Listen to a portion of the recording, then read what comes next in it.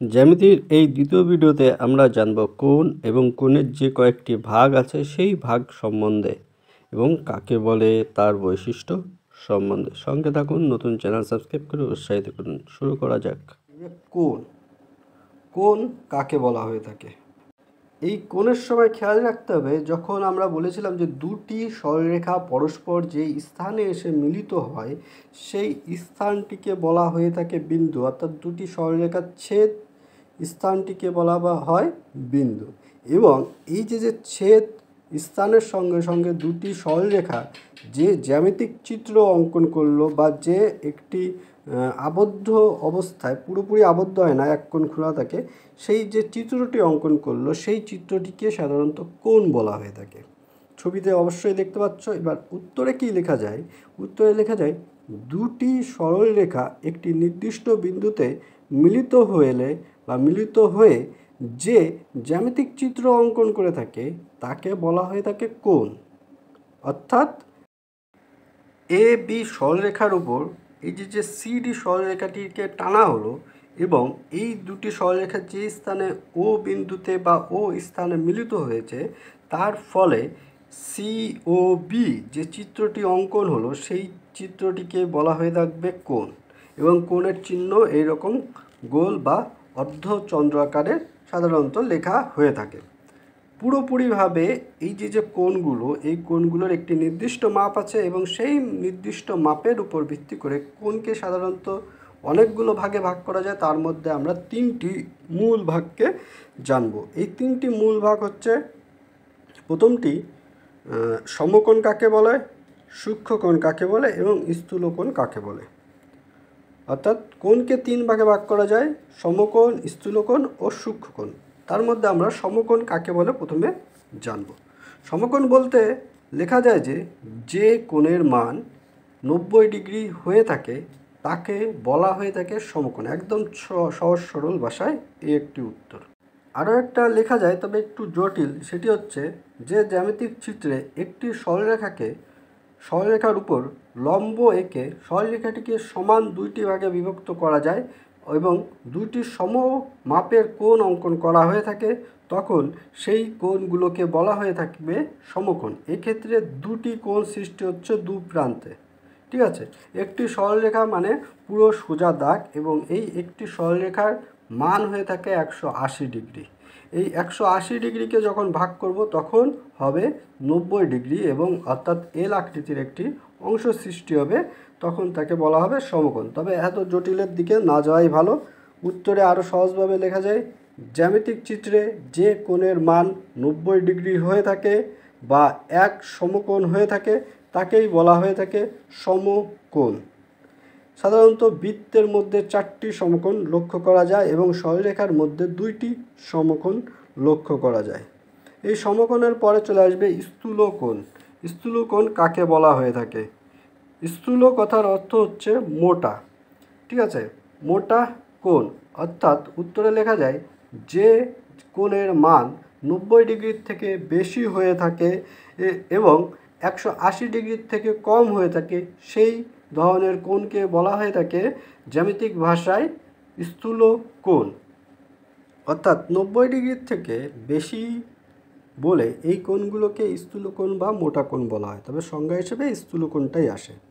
অর্থাৎ যে কোণের মান এক সমকোণের থেকে বেশি বা 90 ডিগ্রির থেকে বেশি হবে এবং 180 ডিগ্রির কম হবে তাকেই সাধারণত স্থূলকোণ হিসেবে আমরা পাবো। এবং ছবিতে দেখতেই পাচ্ছ 91 থেকে 79 পর্যন্ত পুরোপুরি যতগুলো কোণ আছে সবগুলোই হলো স্থূলকোণ হিসেবে গণ্য করা হবে। স্থূলকোণের পর চলে আসবে সূক্ষ্মকোণ কাকে বলা হয়ে থাকে।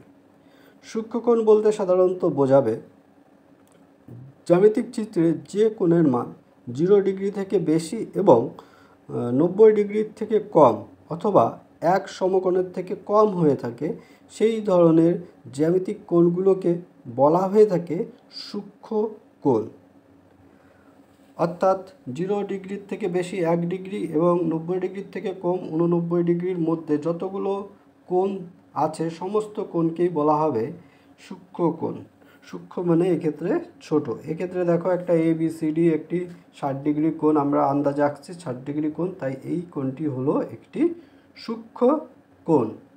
ঠিক আছে, অত্যন্ত সাধারণভাবে জ্যামিতিক কোণগুলোর মধ্যে এই তিনটি কোণের গুরুত্ব সবথেকে বেশি। এরপরে চলে আসে সরল কোণ কাকে বলা হয়ে থাকে।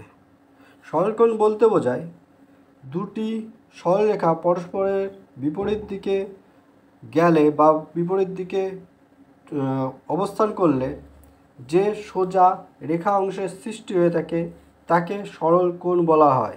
এক কথায় লেখা যায় একটি সরলরেখাকেই বলা যায় একটি সরল কোণ।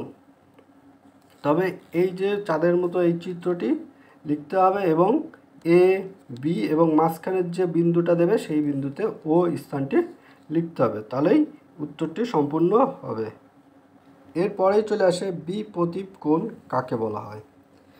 বিপ্রতীপ কোণ বলতে সাধারণত যোগ চিহ্নকে খেয়াল রাখো এবং যখন লেখার সময় লেখা যাবে যে জ্যামিতিক চিত্রে দুটি সরলরেখা পরস্পরকে ছেদ করার ফলে যে চারটি কোণ উৎপন্ন হবে সেই চারটি কোণের একটির বিপরীত দিকে অবস্থিত কোণটিকে সাধারণত বিপ্রতীপ কোণ বলা হয়। এই যে চিত্র দেখছো এই বা ছবি দেখছো, এই ছবিতে এটি হলো একটি বিপ্রতীপ কোণ, অর্থাৎ একটির বিপরীতে আরেকটি রয়েছে, সেটাতেই আমরা এখানে বিপ্রতীপ কোণ হিসেবে ধরছি বা জানতে পারছি। এবার দেখো কোণের আরও একটি অংশ হচ্ছে পূরক কোণ। এগুলো সাধারণত আসে না, তাও আমরা চেষ্টা করছি জানার। পূরক কোণ বলতে সাধারণত বোঝায় যে জ্যামিতিক চিত্রের মধ্যে দুটি কোণের যোগফল বা যে জ্যামিতিক চিত্রে দুটি কোণের যোগফল 90 ডিগ্রি হয়ে থাকে তাকে একটি অপরটির পূরক কোণ বলা হয়ে থাকে। অর্থাৎ একটি কোণ দেখালো 30 ডিগ্রি আর একটি কোণ 60 ডিগ্রি, দুটিকে যোগ করলে আমরা 90 ডিগ্রি পাবো এবং এটিকেই বলা হয়ে থাকে পূরক কোণ। অর্থাৎ দুটি কোণ যোগ করে যখন 90 ডিগ্রিতে হবে তখন তাকে একে অপরের পূরক কোণ হিসেবে গণ্য করা হয়ে থাকে। এরপর চলে আসে স্বপূরক কোণ কাকে বলা হয়। স্বপূরক কোণ বলতে লেখা যায় দুটি কোণের যোগফল যদি 180 ডিগ্রি হয়ে থাকে বা দুই সমকোণ হয়ে থাকে তখন সেই কোণ দুটিকে একে বা সেই কোণটিকে বলা হয়ে থাকে স্বপূরক কোণ। ঠিক আছে, অর্থাৎ একটি কোণের মান দেখা গেল 120 ডিগ্রি এবং অপর কোণের মান হচ্ছে 60 ডিগ্রি, দুটো মিলে 180 ডিগ্রি হবে, তখন তাকে সাধারণত আমরা বলতে পারি স্বপূরক কোণ। ঠিক আছে, এই যে কোণগুলো জানলাম এই প্রত্যেকটি কোণের মধ্যে প্রথম তিনটি কোণ সূক্ষ্ম কোণ, স্থূল কোণ ও সমকোণই বেশি গুরুত্বপূর্ণ। আর এইগুলো লেখার একটি নিয়ম আছে, সেটি কিন্তু সবসময় খেয়াল রাখবে।